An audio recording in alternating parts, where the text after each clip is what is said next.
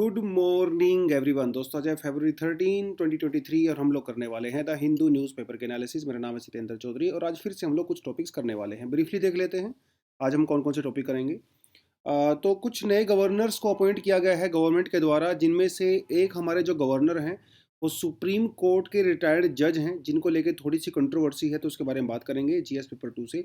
उसके अलावा 4G services के बारे में थोड़ा सा बात कर सकते हैं। वैसे तो कुछ खास टॉपिक नहीं है ये, लेकिन एक केस स्टडी के रूप में हम लोग इसमें बात कर सकते हैं।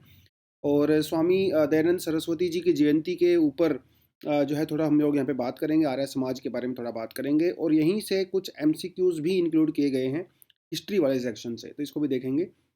टिपरा लैंड क्या है, लार्जर ग्रेटर ऑफ त्रिपुरा भी इसको कहा जा रहा है। ये क्या है मामला, पूरी बात करेंगे। नॉर्थ ईस्ट स्टेट में एक नया मूवमेंट आया है, नया तो नहीं है, थोड़ा पुराना, लेकिन अभी थोड़ा रिन्यू हुआ है, उसके बारे में बात करेंगे। इंपॉर्टेंट टॉपिक आपके लिए ये। उसके अलावा भैया चाइना नया रोड बना रहा है हमारे अक्साई चीन से होते हुए। यू नो वेरी वेल कि अक्साई चीन को इंडिया क्लेम करता है, ये हमारा पार्ट है, तो उसके बारे में थोड़ा सा चर्चा करेंगे। उसके अलावा इंडिया यूएसए का जो स्पेस में आपस में कोलैबोरेशन है, काफ़ी इंपॉर्टेंट टॉपिक बोलूँगा इसको मैं मेंस के पर्सपेक्टिव से खासकर, इसे आप ज़रूर देखें। तो कुछ टॉपिक हम लोगों ने यहाँ पे इंक्लूड किए हैं। चलिए जी, तो पहले टॉपिक पे बढ़ते हैं। फॉर्मर सुप्रीम कोर्ट जज अमंग 6 न्यू गवर्नर्स अपॉइंटेड। देखिए, आपको इनके नाम याद नहीं करने हैं। यूपीएससी में ऐसा नहीं पूछता है वो कि बताओ कौन से गवर्नर कौन से स्टेट में डाला गया, नहीं। हाँ, ये चीज़ ज़रूर याद कर सकते हैं हम लोग। सुप्रीम कोर्ट के जो जज हैं मिस्टर नज़ीर, अब्दुल नज़ीर, इनको बनाया गया है आंध्र प्रदेश का चीफ भी गवर्नर बनाया गया है। ये हमारे सुप्रीम कोर्ट के जज थे और अभी ये जनवरी में ही रिटायर हुए थे एक्चुअली।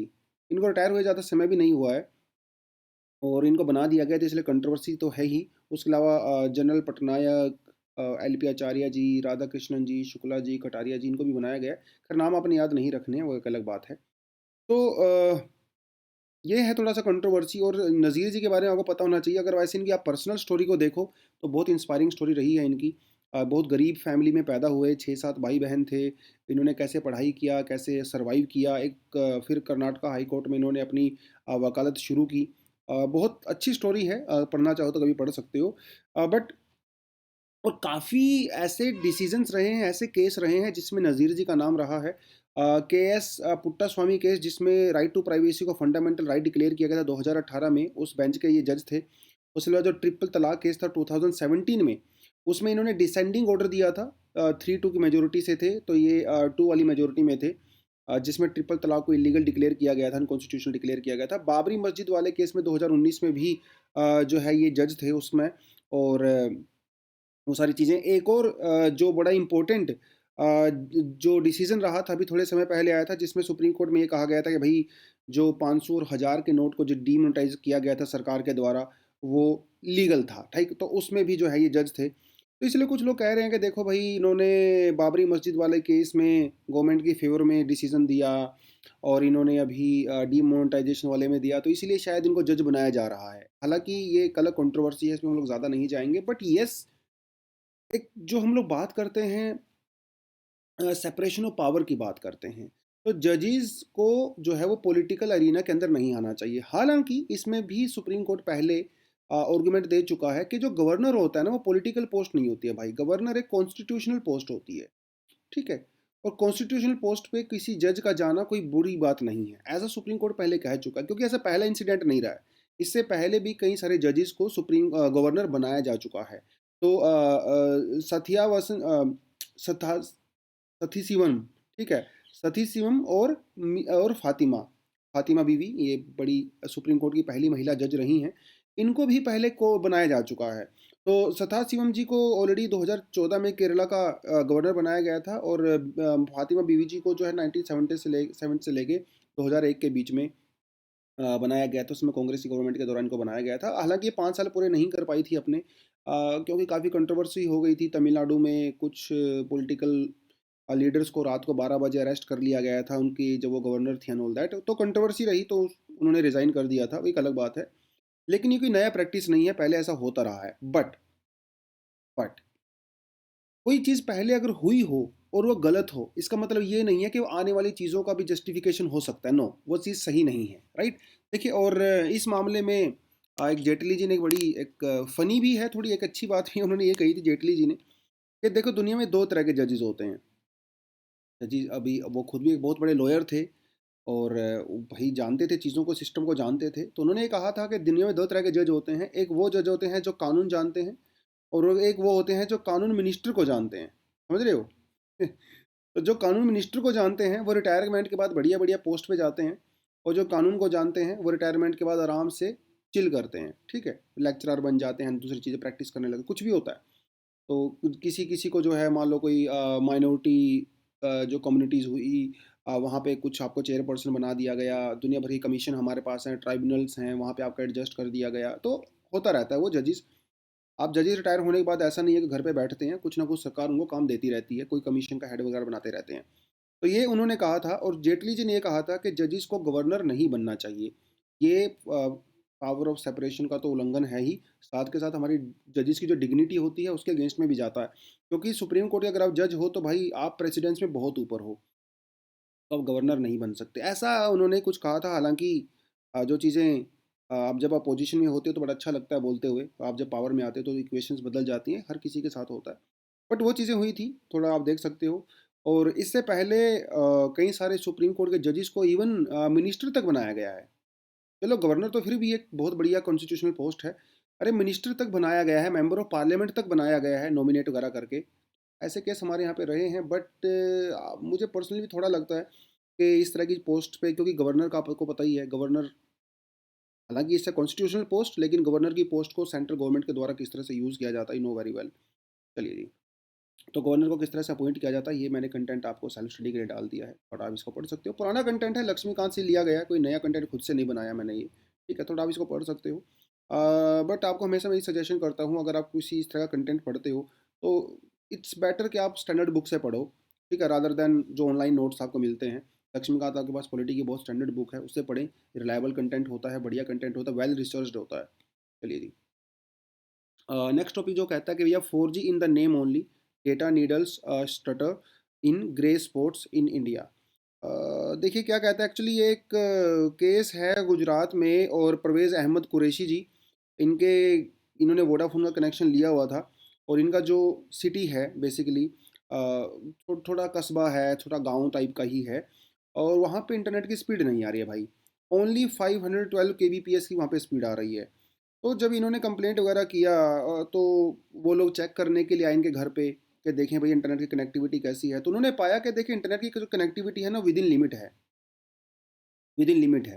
राइट, ऐसा उन्होंने पाया। तो अब इन्होंने देखें यहाँ पे दो चीज़ें बोली हुई हैं। यार देखो, हम भी उसी जगह से बिलोंग करते हैं। अगर आप टीयर 2 सिटी से बिलोंग करते हो या छोटे गांव से बिलोंग करते हो तो आपको पता होगा कि आपके गांव में 4G नेटवर्क नाम का होता है, सिर्फ काम का नहीं होता है। स्पीड इतनी ख़राब होती है, आप एक व्हाट्सएप पे वीडियो कॉल तक नहीं कर पाते हो।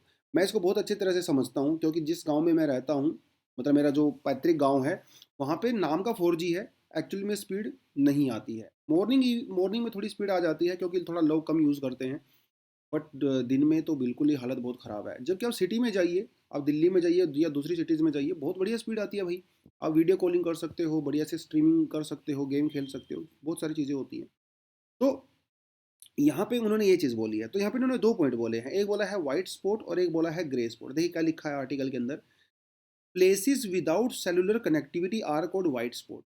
ऐसी जगह है जहाँ पे सेलुलर कनेक्टिविटी है ही नहीं, उसे वाइट स्पॉट कहते हैं। और but harder to map are the grey spots area which show connected but may not less let user get enough out of their x. मतलब ऐसे एरियाज जहाँ पे इंटरनेट कनेक्टिविटी तो है लेकिन वो बहुत पुअर है, उसे ग्रे स्पॉट कहते हैं। और जहाँ पे इंटरनेट कनेक्टिविटी है ही नहीं, उसे वाइट स्पॉट कहते हैं। ये प्रीलिम्स में आपसे डेफिनेटली पूछा जा सकता है, इसे थोड़ा सा पॉइंट को ध्यान रखें। ठीक है, बट अभी ये सिचुएशन थोड़ी चेंज हो सकती है।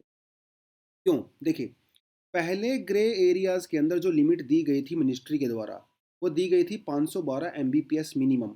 मतलब जो वोडाफोन, रिलायंस वगैरह जो भी कंपनी है, इनको इतना मिनिमम मेंटेन करना पड़ता था। लेकिन अभी सरकार ने ये मिनिमम लिमिट जो है वो 2 Mbps कर दी है। मतलब गांव में भी ग्रे एरियाज के अंदर भी मिनिमम 2 Mbps की स्पीड मेंटेन करनी पड़ेगी। अगर नहीं करोगे तो आपके ऊपर फाइन लगाया जा सकता है ट्राई के द्वारा। तो इस तो उसके लिए क्या करना पड़ेगा, उसके लिए आपको ज़्यादा नंबर ऑफ टावर्स लगाने पड़ेंगे। राइट, यही होता है, जितने ज़्यादा टावर होंगे उतनी बढ़िया कनेक्टिविटी होगी, क्योंकि एक टावर से क्या होता है भैया, अगर मान लो 1000 लोग कनेक्टेड हैं तो स्पीड अपने आप ही कम हो जाएगी। अगर वहाँ पे दो टावर्स लगाओगे तो 500 कवर हो जाएंगे, तो डेफिनेटली लोड कम पड़ेगा, स्पीड अच्छी होगी। तो ज़्यादा टावर लगाए जा सकते हैं, आने वाले समय में डेफिनेटली ये देखा जाएगा। उसके अलावा सरकार जो है ब्रॉडबैंड को तो सपोर्ट कर ही रही है, लेकिन ब्रॉडबैंड थोड़ा महंगा आता है यार। 3000 से 4000 रुपये महीना आपको उसकी इंस्टॉलमेंट फ़ीस देनी पड़ती है, रिपेयरिंग वगैरह देना पड़ता है, वो सब रहता है। तो महंगा आता है। इट्स बेटर कि जो सेलुलर कनेक्टिविटी है वो इंडिया में बेटर हो। तो 4G के बारे में आपको बहुत अच्छे से पता है। अभी तो हम लोग 5G के अंदर एंट्री कर चुके हैं। कुछ सिटीज़ के अंदर चालू भी हो चुका है। अभी बहुत टाइम लगेगा 5G को रियल सेंस में आने में। और ये देखिए गाँव-वाँव में तभी 2G 3G ही चल रहा है भाई, इंटीरियर एरियाज़ में तो, है ना? तो वहाँ तो बात ही नहीं कर सकते 5G की अभी आप। लेकिन जो बड़ी सिटीज़ हैं, येस वहाँ पे है। तो जर्नी भी बड़ी इंटरेस्टिंग रही है, 1G से 2G 3G 4G 5G की। 1979 में 1G शुरू हुआ था, फिर 1990 में जो है 2G शुरू हुआ। उसमें आप मैसेज वगैरह भेज सकते थे, उससे पहले आप सिर्फ कॉलिंग कर सकते थे। फिर 2000 के अंदर 3G शुरू हुआ, जिसमें आप इंटरनेट कनेक्टिविटी कर सकते हो, वेबसाइट वगैरह को सर्फ कर सकते थे। फिर 2010 में जो है 4G शुरू हुआ, जिसमें आप जो है वीडियो कॉलिंग वगैरह भी बहुत बढ़िया से कर सकते हो। अभी 5G का तो बस नाम ही काफ़ी है भैया। 5G तो आप बहुत कुछ कर सकते हो, वर्चुअल रियलिटी तक भी कर सकते हो, है ना? इसमें लेटेंसी वगैरह बिल्कुल भी नहीं होती है, वो सारी चीज़ें। तो थोड़ा सा कंटेंट मैंने आपके लिए डाला है, ये 1G 4G 3G 5G 3G। ये पुराना कंटेंट है, पुरानी स्लाइड को ही मैंने यहाँ पे चिपका दिया आपके लिए। तो जो अगर आप नए बच्चे हो तो आपके लिए बिल्कुल नया कंटेंट होगा ये। पुराने जो स्टूडेंट हैं लगातार आते हैं प्लेटफॉर्म पे, उनको तो ये ऑलरेडी मिला हुआ है। आप उसको थोड़ा सा देख सकते हैं, ठीक है? थोड़ा थोड़ा फ़र्क है 1G 3G 4G 5G में, ठीक है? तो थोड़ा उसको देखिए। तो पहले तो बेसिक कॉल होती थी, फिर कॉल के साथ साथ मैसेज भी होने लगे, डेटा ट्रांसफ़र होने लगा। 3G में आप जो है वीडियो कॉल भी कर सकते हो, मोबाइल टीवी चला सकते हो। 4G में स्पीड बहुत ज़्यादा होती है, इसमें हाई क्वालिटी आप स्ट्रीमिंग कर सकते हो, वीडियो गेम खेल सकते हैं ऑनलाइन, है ना? और 5G का तो फिर गेम ही पूरा अलग चला गया, इसमें तो आप वर्चुअल रियलिटी वगैरह वो सब भी कर सकते हैं, राइट? बहुत फास्ट होता है 5G। चलिए, Maharshi Dayanand removed evils falsely attributed to the religion. तो भैया 200th बर्थ एनिवर्सरी रही स्वामी दयानंद जी की, तो उस पर मोदी जी ने कुछ कुछ चीज़ें यहाँ पे कही हैं। तो ये हमारे लिए कोई खास इंपॉर्टेंट नहीं है कि उन्होंने क्या कहा है। यस, दयानंद सरस्वती जी के बारे में और जो उन्होंने संस्था स्थापन किया था आर्य समाज के बारे में, वो आपको बहुत अच्छे से पता होना चाहिए। ठीक है? आपको ये पता है कि आर्य समाज जो है वो वेदों में बिलीव करते थे, तो बैक टू वेदास एक स्लोगन दिया गया था दयानंद जी के द्वारा। और ये एक रिफॉर्म मूवमेंट रही वैदिक धर्म के अंदर। और वो पहले ऐसे इंसान थे जिन्होंने कहा था कि India for the Indians in 1876, right? तो पहले आर्य समाज को शुरुआत में फॉर्मल तरीके से मुंबई में बनाया गया था, उस समय तो बॉम्बे कहते थे, 1875। बाद में हेडक्वार्टर को लाहौर में शिफ्ट कर दिया गया था। और क्योंकि लाहौर में शिफ्ट किया गया है तो डेफिनेटली आर्य समाज को जो ज़्यादा इन्फ्लुएंस है वो आपको वेस्टर्न इंडिया में, नॉर्दर्न इंडिया में ही देखने को मिलेगा। ये जो पाकिस्तान में पंजाब वाला रीजन था, पंजाब, हरियाणा, पार्ट ऑफ राजस्थान, यहाँ पे आपको ज़्यादा देखने को मिलता है। आज भी इस एरिया में बहुत सारे लोग आर्य समाज के फॉलोअर्स हैं। खासकर हरियाणा में आपको बहुत सारे आर्य समाज के फॉलोअर्स मिलते हैं। आर्य समाज की जो शिक्षाएं हैं, जो टीचिंग्स हैं, उसमें काफ़ी चीज़ें कही गई हैं। भैया वर्शिप, आइडल वर्शिप को बिल्कुल भी सपोर्ट नहीं करते थे, मूर्ति पूजा को बिल्कुल भी सपोर्ट नहीं करते थे, वेदों में बिलीव करते थे, एनिमल सेक्रीफाइस को बिल्कुल रिजेक्ट करते थे, श्राद्ध जो हम लोग करते हैं उसमें बिलीव नहीं करते थे, कास्ट में बिलीव नहीं करते थे। हाँ, एक तरह से बिलीव करते थे कास्ट में, लेकिन वो बर्थ के बेसिस पे नहीं, मेरिट के बेस पे। मतलब कोई भी इंसान जो है वो अलग अलग कास्ट के अंदर जा सकता है, depending upon the occupation rather than the birth, ऐसा उन्होंने कहा। अनटचेबिलिटी के अंदर कोई बिलीफ नहीं था, चाइल्ड मैरिज को रिजेक्ट करते थे। वो सारी सारी चीज़ें आप यहाँ पे क्लियरली देख सकते हो, ठीक है? उसके अलावा कर्मा में बिलीव किया जाता था, संसार में बिलीव किया जाता था, काऊ जो गौ गाय होती है उसकी पवित्रता में बिलीव किया जाता था।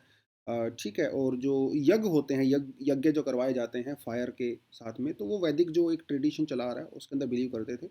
मैं खुद आर्य समाजी स्कूल में पढ़ा हुआ हूँ, तो मुझे अच्छे से याद है कि जब हम लोग स्कूल में जाया करते थे, 10th स्टैंडर्ड में आई वाज इन अ आर्य समाजी स्कूल। तो वहाँ पे सुबह-सुबह यज्ञ करवाए जाते थे, तो वेदों से जो मंत्रोच्चारण होता है वो किया जाता था, आहुति दी जाती थी, हवन करवाया जाता था। तो एक प्रैक्टिस जो है वो वहाँ पे चलती है, आज भी चलती है इस एरिया में अगर आप जाओ तो कभी। उसके अलावा फीमेल एजुकेशन में बहुत बिलीव किया जाता था, इंटरकास्ट मैरिज के अंदर भी बिलीव किया जाता था आर्य समाज में। और आजकल आर्य समाजी मैरिजेज़ आज भी होती हैं, इंटरकास्ट मैरिज लोग जो करते हैं आर्य समाज के मंदिर में जाके कर सकते हैं, जिसको लीगल सैंक्शनिटी मिली हुई है। तो थोड़ा-सा क्लियरली देख सकते हो। दयानंद सरस्वती जी के बारे में भी जो है आपको डेफिनेटली थोड़ा बहुत पता होना चाहिए कि मेजरली तो आर्य समाज के। तो कुछ चीज़ें हैं भाई, यहाँ पे 3 क्वेश्चंस आपके लिए लेके आया हूँ मैं, जो कि हमारे जो रिलीजियस रिफॉर्म मूवमेंट्स हैं, सोशल रिफॉर्म मूवमेंट्स हैं, वहाँ से हैं। तीनों क्वेश्चन का आप ध्यान से पढ़ें और नीचे कमेंट सेक्शन में जाके कमेंट ज़रूर करें। और ये क्वेश्चंस भी हैं, तीनों क्वेश्चंस ये पुराने क्वेश्चंस हैं, दोबारा से सामने आए हैं, तो आप इनका भी आंसर दे सकते हो। कोशिश किया करें कि अपनी एग्जिस्टिंग नॉलेज के बेसिस पे आंसर दें, रादर देन आप गूगल करें, ये वो करें। और जो स्टूडेंट कमेंट करते हैं कमेंट सेक्शन में, आप उनको अप्रिशिएट ज़रूर करें, उनके कमेंट को लाइक किया करें। वो सारी चीज़ें भी आपको होनी चाहिए। ग्रुप की तरह अगर पढ़ाई करेंगे तो डेफिनेटली गोल हम जल्दी अचीव कर सकते हैं ना। दूसरे के एफर्ट का अप्रिशिएट करना चाहिए यार इंसान। सैटरडे को आपसे मैंने क्वेश्चन पूछा था पीएसएलवी जीएसएलवी के बारे में, तो इसका क्वेश्चन सिर्फ आंसर 1 हो जाता है, तो ये भी आप क्लियरली देख सकते हो। 2018 में यूपीएससी ने क्वेश्चन पूछा था ये। उसके अलावा मेंस वाला क्वेश्चन तो आपने अटेम्प्ट किया ही होगा। चलिए, demand for the greater Tipra land by the Tipra Motha. ये क्या है भाई टिपरा मोथा? टिपरा मोथा एक्चुअली एक नई पॉलिटिकल पार्टी है, ठीक है। इसका नाम है Tipraha indigenous progressive religion alliance Tipra Motha, ठीक है। 2019 में ही इसको बनाया गया था और ये बनाई गई थी बाय प्रद्योत विक्रम माणिक्या देब्रमा। ये माणिक्य नाम आपने याद रखना है। माणिक्य एक डायनेस्टी थी जो त्रिपुरा के ऊपर रूल किया करती थी और बहुत सालों तक रूल किया है माणिक्य ने। तो उसके जो लास्ट किंग थे, ये एक्चुअली उनके ही जो पुत्र हैं, उनके ही सन हैं। तो इन्होंने ये पॉलिटिकल पार्टी बनाई थी। और इस पॉलिटिकल पार्टी की मेन डिमांड क्या है? इनकी डिमांड यही है कि भैया जो जो त्रिपुरी लोग हैं, ठीक है, जो लैंग्वेज बोलते हैं, अब वो सिर्फ और सिर्फ त्रिपुरा में नहीं रहते हैं, वो त्रिपुरा से बाहर दूसरी स्टेट्स के अंदर भी रहते हैं। तो उनको भी त्रिपुरा के अंदर इंक्लूड किया जाए, जिसे ग्रेटर त्रिपुरा भी आप कह सकते हो। जैसे ग्रेटर नागालैंड की डिमांड होती है ना, वैसे ही ग्रेटर त्रिपुरा की डिमांड भी यहाँ पे की जा रही है। तो एक तो ये बात हो गई। उन्होंने कहा है कि ये जो सारी चीज़ें की जानी चाहिए वो आर्टिकल 2 और 3 के अंदर की जानी चाहिए। जिस आर्टिकल 2 और 3 क्या कहता है कि किसी भी स्टेट की बाउंड्री को इंक्रीज किया जा सकता है, डिक्रीज किया जा सकता है, किसी भी नए स्टेट को क्रिएट किया जा सकता है। तो इनका ये कहना है कि भैया जो पुराना त्रिपुरा स्टेट है उसको आपको उसको रिमूव करिए और एक नया त्रिपुरा स्टेट बनाइए जिसकी बाउंड्री आप यहाँ पे इंक्रीज कर सकते हो।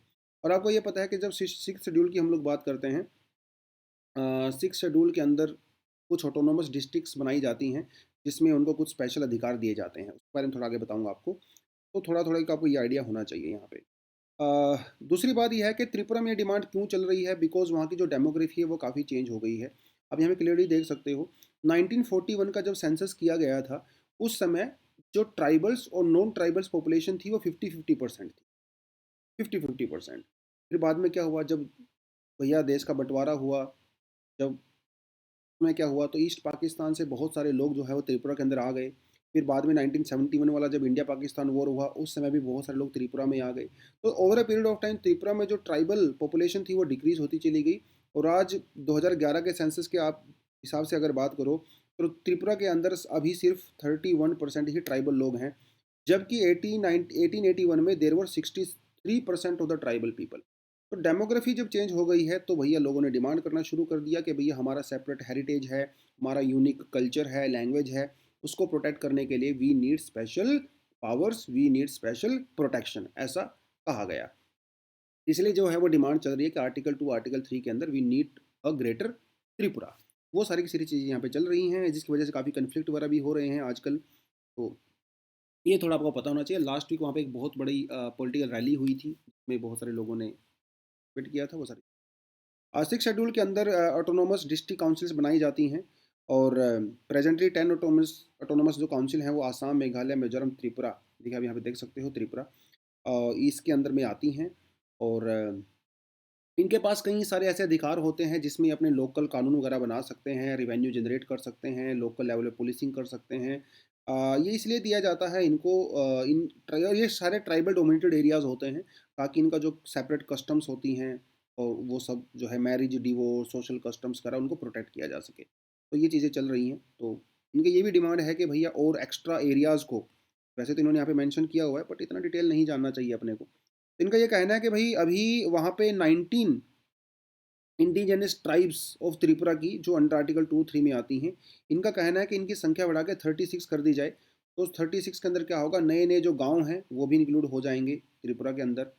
और ऐसे गांव जिनमें त्रिपुरा लोगों की ट्राइबल पॉपुलेशन जो है 20% से लेकर 36% है, उसको इंक्लूड किया जाए। ये इट्स जस्ट अ डिमांड, इतना आपको याद नहीं करना रहता है, हल्का फुल्का बस आपको जो है थोड़ा थोड़ा पता होना चाहिए।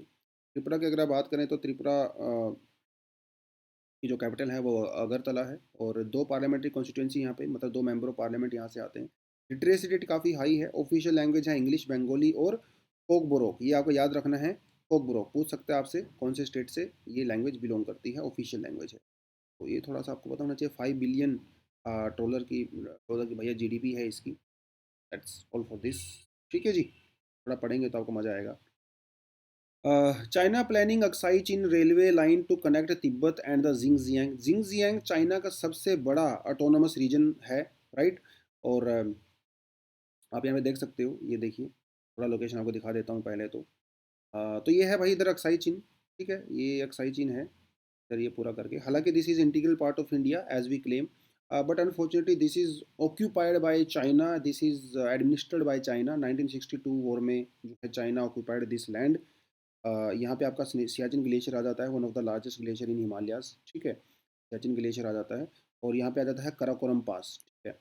ये वाला जो रीजन है ये सक्सगाम वैली है। ये सक्सगाम वैली पाकिस्तान ने चाइना को एज अ गिफ्ट दिया था भाई कभी के टाइम में। और इधर आ जाता है आपका गिल्टेड बाल्टिस्तान, पीओके का पार्ट है। तो हालांकि this whole thing is a part of India of course historically, but वो सारी पॉलिटिकल चीज़ें चल रही हैं, उसमें डिस्कशन नहीं करेंगे। बात यह है कि भाई यहाँ पे है चाइना का जिंगजियांग रीजन है, ठीक है, ये है जिंगजियांग रीजन पूरा इधर से। इधर आ जाता है आपका तिब्बत। तो चाइना वाले क्या कर रहे हैं अभी, तिब्बत से होते हुए एलएसी के पास में से यहाँ से एक रोड बनाने वाले हैं जो कि जिंगजियांग तक जाएगा, ठीक है, जिंगजियांग तक जाएगा। एक्चुअली 1962 में इंडिया का जो वॉर हुआ था चाइना के साथ, वो भी एक रोड को लेके ही हुआ था, जो वो तिब्बत से निकाल के जो है वो लेके जा रहे थे। और अब फिर से वही चीज़ें हो रही हैं भाई। उस समय रोड था, इस समय रेलवे लाइन बनाई जा रही है, वो भी high speed railway line. China वाली ट्रेन जो है वो 100 किलोमीटर पर आवर पे नहीं चलती हैं भाई, वो सुपर ट्रेन होती हैं, वो 150 200 300 400 किलोमीटर के हिसाब से चलती हैं। उसको बनाया जा रहा है, एलएसी के पास में बनाया जा रहा है, इसलिए काफ़ी कंट्रोवर्शियल होगा, बिकॉज अक्साई चीन is considered integral part of India. तो देखने वाली चीज़ है क्या होगा, तो वो चीज़ें की जाएंगी भाई, ठीक है। और ये जो प्रपोज्ड रेलवे लाइन है वो शिंगसे से शुरू होगी तिब्बत में, और उसके बाद फिर उसको आगे जाएगा। और ये 2 फेज़ में बनाई जाएगी। पहले फेज़ में मतलब कहाँ से कहाँ जा रही है, शिंगसे से लेके होतान एक जगह है जिंगजियांग में, वहाँ तक जाएगी ये। और ये 2 फेज़ में बनाई जाएगी। पहले फेज़ जो है वो 2025 में कंप्लीट होगा, जिसमें जो है सिंगसे से लेके फोकुत्सो तक जो है वो रेलवे लाइन बिछाई जाएगी। दूसरी लाइन जो है फोकुत्सो से लेके होतान तक बनाई जाएगी, जो 2035 में कंप्लीट हो जाएगी। उसके अलावा भी आपको पता ही है कि 2021 में चाइना ने एक ल्हासा निंग्यांची लाइन बनाई गई थी अरुणाचल के बिल्कुल पास में। दिखा देता हूँ आपकी इसकी लोकेशन क्या है, ये देखिए, इधर आपका लहासा आ जाता है जो कि तिब्बत की कैपिटल भी है। और ये है सिंगसे, ठीक है, लहासा ये है सिंगसे, ये सिक्किम के बॉर्डर के बिल्कुल पास में पड़ता है। तो यहाँ पे रेलवे लाइन बनाई गई थी पहले, और अभी 2021 में यहाँ पे देखें आ गया निंगजी, बिल्कुल अरुणाचल प्रदेश के पास में पड़ता है बॉर्डर के। इस रेलवे लाइन को 2021 के बाद से शुरू किया गया। अभी जो रेलवे लाइन बनाई बनाई जाएगी वो एक्चुअली सिंगसे से शुरू होगी, और फिर वो नेपाल तक होते हुए, और फिर यहाँ से भाई होते हुए जाएगी यहाँ पे आपके जिंगजियांग तक जाएगी, ठीक है। वो थोड़ा सा आपको देखना चाहिए। और इसका एक इनका एक फैक्टर यहाँ पे ये भी है कि जो इधर से लाइन बनाई जा रही है वो नेपाल में भी जो है कई जगह से जोड़ी जाएगी, काठमांडू वगैरह से। तो इसमें चाइना एक्चुअली 2 चीज़ें यहाँ पे कर रहा है। एक तो चाइना डिफेंस पर्पज़ से जो है पूरा मजबूत कर रहा है अपने इंफ्रास्ट्रक्चर को, और दूसरा ये है कि चाइना जो तिब्बत वाले रीजन को है इकोनॉमिकली उसे इंटीग्रेट करना चाहता है विद मेनलैंड चाइना। तो ये एक तीर से कई सारे निशाने साधने की कोशिश की जा रही है चाइना के द्वारा यहाँ पे। इंडिया भी कोशिश कर रहा है बहुत सारा इंफ्रास्ट्रक्चर डेवलप करने की, बट यू नो पैसा भाई जहाँ पे होता है तो चीज़ें जल्दी चलती हैं। हमारे यहाँ पे पैसा बहुत कम है तो चीज़ें थोड़ा स्लो चलती हैं। बट यस, हम भी काफ़ी कुछ करने की कोशिश कर रहे हैं, वो सारी चीज़ें यहाँ पे रहती हैं। चलिए, थोड़ा सा ये स्लो डाउन हो जाता है तो मैं इसको हल्का से दोबारा से आप शेयर कर देता हूँ। तो अब बात करते हैं इंडिया की और ये अमेरिका की, खासकर स्पेस टेक्नोलॉजी में। You know very well, NASA और इधर से इसरो दुनिया की टॉप मोस्ट एजेंसीज में मानी जाती हैं, टॉप 5 में आती हैं। चाइना नासा तो खैर नंबर 1 पे है ही, उसमें तो कोई डाउट नहीं है। तो और दोनों कंट्रीज़ आजकल जिस तरह से कोलैबोरेशन कर रही हैं, डेमोक्रेसी हैं, चाइना वाला फैक्टर भी यहाँ पे आता है, इंडो पैसिफिक वाला फैक्टर आता है, तो दोनों जो कंट्री हैं वो आपस में स्पेस वाले फील्ड में एक दूसरे के साथ कोलैबोरेशन करना चाहती हैं। देखिए, अभी क्या हुआ था, मीटिंग हुई थी 31st और 30 जनवरी को, अभी इसी साल। जिस मीटिंग को कहा गया था initiative on critical and the emerging technology, ICET कहा गया था इसको। और जिसमें कई सारे मुद्दों पे बात होने वाली है, जैसे डार्क वेब, आर्टिफिशियल इंटेलिजेंस, ठीक है, वो drone technology, face reading recognition technology, उस सब पे बात होने वाली है जो कि इमर्जिंग टेक्नोलॉजी है। उसके साथ साथ जिस मुद्दे पे सबसे ज़्यादा बात की गई वो था स्पेस। ठीक है, इसमें हम लोग क्या करेंगे, ह्यूमन स्पेस एक्सप्लोरेशन और कमर्शियल स्पेस पार्टनरशिप के बारे में बात करेंगे। ह्यूमन स्पेस तो समझते हो ना, कि स्पेस के अंदर इंसानों को भेजना है। और अभी प्रोजेक्ट चलने भी वाला है, राइट, गगनयान हम लोग भेजेंगे अपने 3 एस्ट्रोनॉट्स को। कमर्शियल स्पेस का मतलब ये है कि भैया हम लोग जो सैटेलाइट लॉन्च करने वाले हैं वो कमर्शियल पर्पस के लिए भी लॉन्च करेंगे, उससे पैसा कमाएंगे। तो दोनों चीज़ों के लिए जो है वहाँ पे बातचीत हम लोगों ने किया था। और जिसकी वजह से हम लोगों ने एक जो है यूएस से India civil space joint working group भी बनाया है। ठीक है, तो इसके बारे में हम लोग बात करेंगे डेफिनेटली। और यू नो वेरी वेल कि चाइना ने 2022 में अपना एक आर्टेमिस प्रोग्राम भी चलाया है। इसका मेन मकसद ये है कि भैया मून के ऊपर, चंदा मामा के ऊपर जो है वो एस्ट्रोनॉट्स को भेजना है। इंडिया भी जो है गगनयान मिशन 2024 में हमारा लॉन्च होगा, जिसमें हम लोग इंडिया का पहला ह्यूमन स्पेस फ्लाइट होगा। और अमेरिका जो है वो मून पे भेजने वाला है। ठीक है, तो ये दोनों चीज़ें हैं यहाँ पे। दिखने में अच्छा लगता है, लेकिन यार बहुत सारे चैलेंजेस हैं यहाँ। बहुत सारे चैलेंजेस हैं। कौन कौन से चैलेंजेस हैं, पहले तो आप ये देखिए कि दोनों देशों के जो इरादे हैं, जो इंटरेस्ट हैं, वो डिफरेंट हैं। अमेरिका का जो स्पेस प्रोग्राम है वो बिल्कुल अलग इंटरेस्ट से होता है, इंडिया का जो स्पेस प्रोग्राम है वो अलग इंटरेस्ट से होता है। अमेरिका चांद के ऊपर इंसान भेजना चाहता है, वो जुपिटर के ऊपर इंसान भेजना चाहता है। उनका पर्पस है आउट ऑफ अर्थ पे, अर्थ ऑर्बिट से बाहर जाना। उनका पर्पस है अर्थ ऑर्बिट से बाहर जाना। इंडिया का जो इसरो है उसका मकसद है अर्थ के ऑर्बिट में रह के काम करना।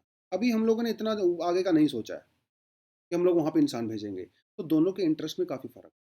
पहली बात तो ये, तो इंटरेस्ट आपस में कैसे ओवरलैप करेंगे, ये बड़ी चीज़ है। दूसरी बड़ी बात यह है कि आप इसरो और नासा की कैपेसिटी को देखिए भाई, दोनों की कैपेबिलिटी बहुत अलग है। बहुत अलग है। आप इसरो का बजट देखिए और आप नासा का बजट देखिए, ज़मीन आसमान का फ़र्क है। ठीक है? तो वो लोग मून पे, मार्स पे इंसान भेजने की बात कर रहे हैं, और हमारी प्रायोरिटी क्या है? अर्थ ऑर्बिट में रहना। हमारी प्रायोरिटी है थोड़ा चाइना से कम्पीट करना, ज़्यादा नहीं, थोड़ा। उनकी जो मकसद है वो है बहुत आगे जाना। जुपिटर तक जाने की बात कर रहे हैं वो लोग, मार्स तक जाने की बात कर रहे हैं। तो और कैपेबिलिटी में भी फ़र्क है। अब ये देखिए, इंडिया के इस समय ऑर्बिट के अंदर टोटल 60 सैटेलाइट्स हैं। फ़र्क देखिए। और अमेरिका का जो स्पेस एक्स है, जो कि प्राइवेट कंपनी है, उसने सिर्फ 2022 में ही 61 सैटेलाइट्स को लॉन्च किया है। सोच के देखिए, अमेरिका के जो नासा ने भेजे हैं, स्पेस एक्स ने भेजे हैं, या दूसरी प्राइवेट एजेंसीज ने भेजे हैं, हजारों की संख्या में सैटेलाइट हैं। और इंडिया हर साल 10 से 12 सैटेलाइट भेजता है। और वो लोग साल भर में जो है 60 70 80 तक भी भेज देते हैं। तो कैपेबिलिटी में भी फ़र्क है, दोनों के इंटरेस्ट में भी फ़र्क है। बट कोलैबोरेशन तो कर रहे हैं हम लोग। कोलैबोरेशन किया जाना चाहिए। तो कौन कौन सी चीज़ें हैं, हम लोग ये जो चैलेंज को ओवरकम कर सकते हैं और सोल्यूशन यहाँ पे निकाल सकते हैं, जो यहाँ पे कहा गया है। देखिए, इनका ये कहना है कि भैया किस चीज़ में सोल्यूशन, देखिए सबसे बड़ी बात तो आपको बातचीत करना पड़ेगा। हमारे जो एकेडमिक्स हैं, जो प्राइवेट सेक्टर है और जो सरकारी सेक्टर है, आपस में बातचीत करना पड़ेगा।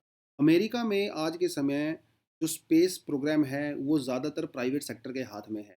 इवन नासा भी अपने प्रोजेक्ट को प्राइवेट कंपनीज को आउटसोर्स करता है। जबकि इंडिया में अभी तक जो स्पेस सेक्टर है वो मोस्टली इसरो के हाथ में ही है। प्राइवेट सेक्टर ने अभी हल्का फुल्का करना शुरू किया है, बट अभी कोई लार्ज स्केल सक्सेसफुल हमें सक्सेस यहाँ पे मिला नहीं है। लेट्स होप आगे मिल सकता है। इंडिया और यूएसए का एक कोलैबोरेटिव प्रोग्राम है जिसे कहा जाता है निसार मिशन, ठीक है, NASA ISRO synthetic aperture radar mission. इसके अंदर और ज़्यादा कोलैबोरेट करने की रिक्वायरमेंट है। निसार सिस्टम के अंदर क्या होता है, मैंने आपको अलग से बताया हुआ है। इसमें हम लोग क्या करते हैं, अर्थ की मैपिंग करते हैं। 2024 में इसको लॉन्च कर दिया जाएगा। पहले इसका जो टारगेट था वो 2022 था, बट वो हो नहीं पाया।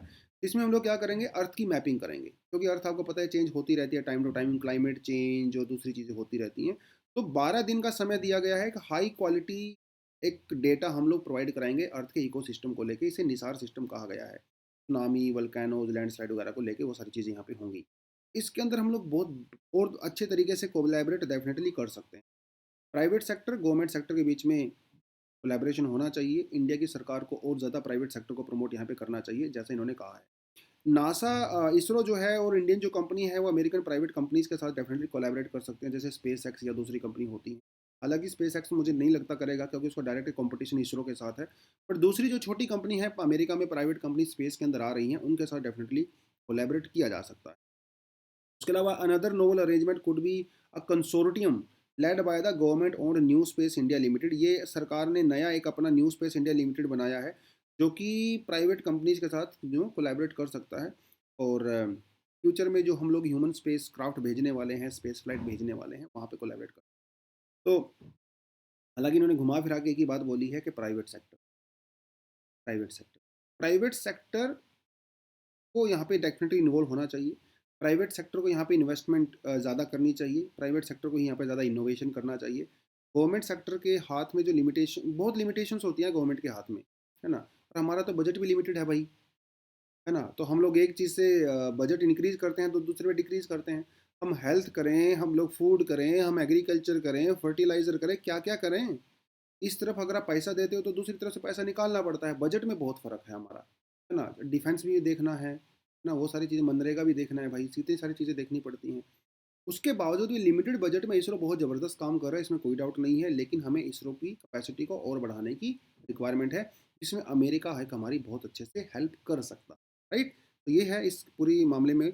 और अगर आप एक क्वेश्चन लिखना चाहो तो आप भी लिख सकते हो। कैसे लिख सकते हो? That discuss